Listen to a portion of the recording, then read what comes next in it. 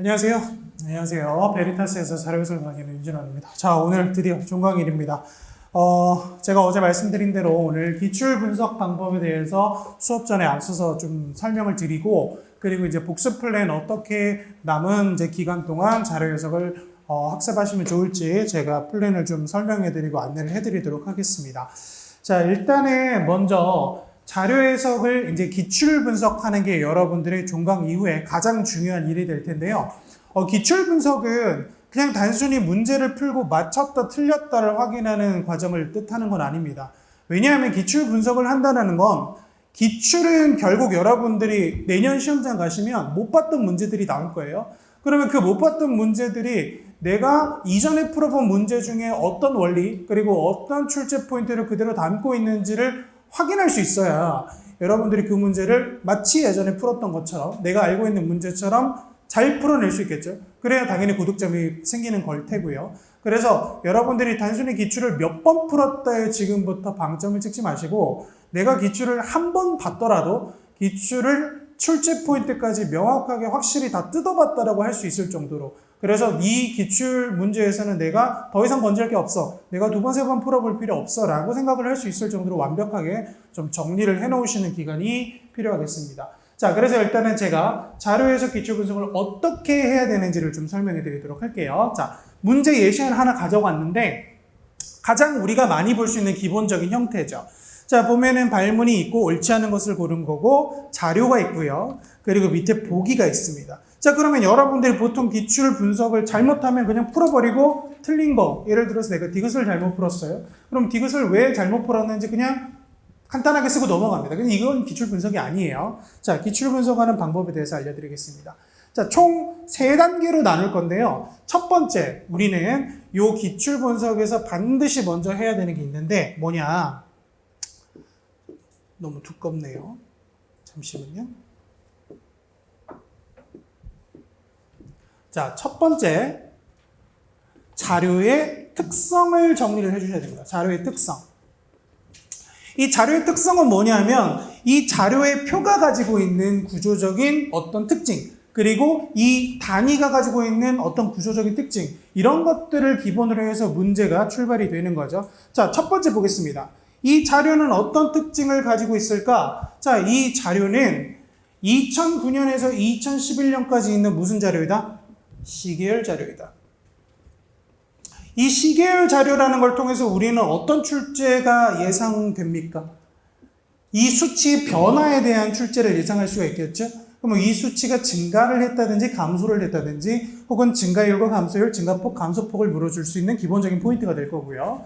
자, 그리고 출원이랑 등록이라는 단어는 혼동이 되는 단어죠. 자, 혼동을 주는 키워드가 사용됐다. 그러면 이 키워드를 잘못 보는 사람들을 걸러내고자 하는 어떤 포인트도 함정으로 숨어 있을 수 있다는 거 생각할 수 있고요. 자, 그리고 단위가 뭐냐? 실수 단위입니다. 실수 단위는 항상 어떤 문제를 출제합니까? 사칙연산에 관련된 문제를 출제하죠. 그래서 차이, 총합, 증가, 율, 감소율, 증가폭, 감소폭, 비중, 평균, 이런 것들을 출제할 수 있는 기본적인 포인트가 됩니다. 자, 그러면 자료의 특성 중에서 밑에 한번 볼게요. 전체가 있다 없다? 전체가 있습니다. 우리가 전체가 없는 경우와 전체가 있는 경우 접근 방법이 달랐죠. 자, 그래서 전체가 제시가 됐다. 그러면 당연히 비중값을 물어보기도 용이하겠죠. 자, 그러면 첫 번째, 자료의 특성에 대해서 이 정도를 정리해놓고 두 번째, 여러분들은 이제 뭘 보셔야 되냐면, 자, 요게 중요해요. 예상선지. 기출 분석의 두 번째 단계는 자료가 어떤 구성을 갖고 어떤 특징을 갖는지 파악했다면 여러분들이 요 보기 있죠. 보기를 일단 가리세요.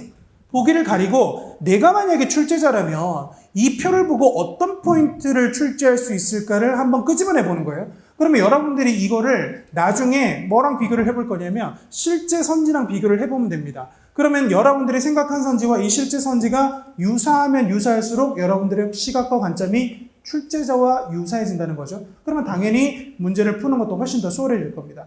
자, 그러면 예상 선지 한번 해볼게요. 일단은 출원과 등록을 헷갈리게 하는 그런 선지를 낼 수 있겠다.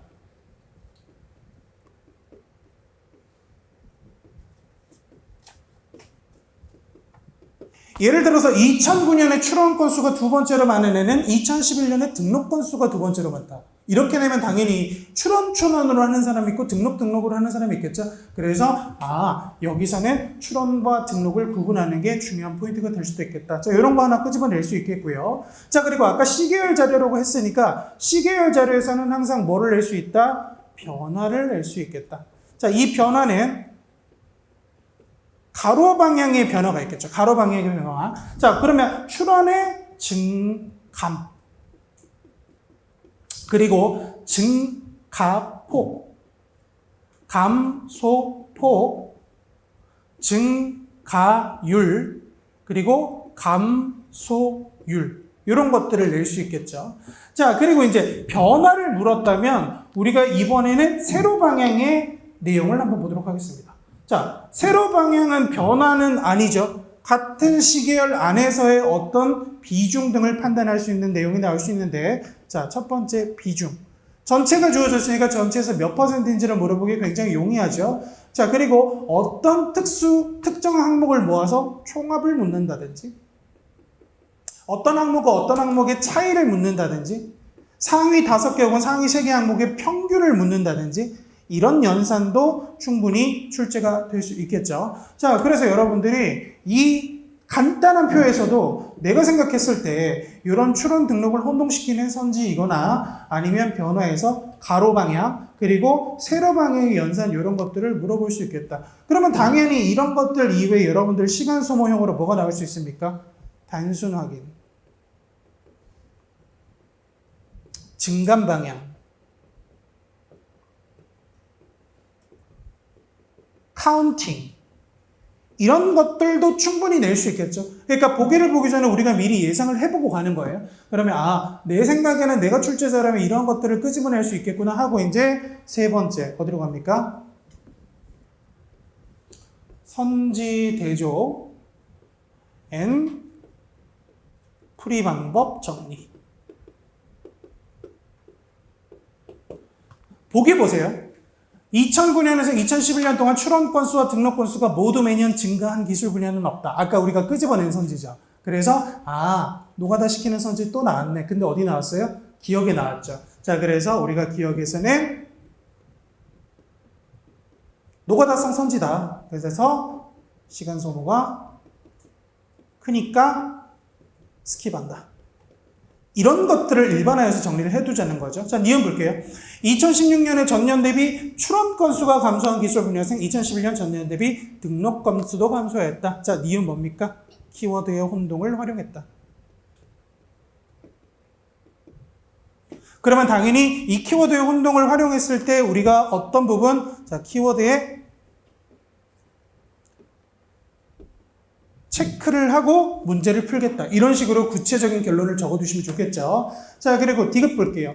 2011년 등록 건수가 많은 상위 3개 묶어내죠. 기술 분야의 등록 건수의 합은 전체 등록 건수의 70% 이상을 차지한다. 자, 그러면 70% 이상의 출제 포인트는 뭡니까? 70% 출제 포인트는 어림산. 자, 어림산의 70%의 숫자 대상이 되는 애를 단순화하는데 목적이 있었죠. 자, 우리 다 배운 내용이에요. 그리고 리을 볼게요. 2011년 출원 건수가 전년 대비 50% 이상 증가한 기술 분야는 3개이다. 물론 카운팅인데 50% 이상 증가. 자, 50% 증가율 유사한 포인트로는 뭐가 있습니까? 1.5배 있죠. 자, 그러면 여러분들이 배운 게 있을 거예요. 여기가 T1, 여기가 T2예요. 얘가 2이고 3이었다면 자, 얘 입장에서 얘는 몇 퍼센트예요? 66.6%, 즉 3분의 2 지점으로부터 어떠한가를 비교하는 그 효율적인 풀이 방법이 있었죠. 자, 그러면 우리가 이 문제를 푸는 것보다 훨씬 시간도 많이 들고 노력도 많이 들 거예요. 한 문제를 분석하는데. 그러면 이렇게 해두시면 내년에 이와 비슷한 문제가 나오더라도 충분히 내가 자료를 보는 시각이나 아니면 자료를 접근하는 방법에 대해서 정리가 잘 됐죠. 그러면 이거를 나중에 여러분들이 만약에 이제 모의고사나 혹은 기출을 여러 번 반복해서 풀어보다가 내가 약점이 드러난다. 내가 어느 유형이 약하다. 그러면 그 유형과 관련된 기출 문제에 이 단권화를 해놓으셔도 좋겠고, 여러분들이 이 필기를 해놓으셨다면 한번 쓱 읽어보는 것만으로 출제 포인트를 다시 리마인드 하실 수 있을 거예요. 그리고 좋은 건 이런 문제가 하나밖에 없을까요? 굉장히 많습니다. 굉장히 많기 때문에 여러분들이 하다 보면 비슷비슷한 문제에서는 이렇게 적어가는 것들을 좀 줄여나갈 수 있을 거예요. 이미 내 머릿속에 체화가 돼 있으면 자 그러면 당연히 여러분들이 요거 하면서 처음에는 시간이 많이 걸릴 거지만 나중에 되면 될수록 시간은 점점 줄어듭니다. 그래서 이 시간에 대해서 처음에 너무 왜 이렇게 너무 많이 걸려? 라고 생각해서 포기하시는 분들이 많은데 이거는 초반에만 그런 거지 후반으로 가실수록 이런 부분들은 점점 부담이 줄어듭니다. 자, 그래서 이거는 개인적으로 저는 2014년부터 2023년까지 10개년을 진행해 주시기를 좀 부탁을 드리고 왜 10개년을 제가 굳이 정하냐면 10개년의 기출 포인트가 다 돕니다. 40문제씩 10개년이면 400문제죠. 이 400문제 안에서 막 유독 이상한 문제 한 문제, 두 문제 있을 수 있지만 거의 매년 기출문제 포인트는 돌고 돈다라고 생각하시면 되겠습니다. 이렇게 좀 정리를 해주시고요.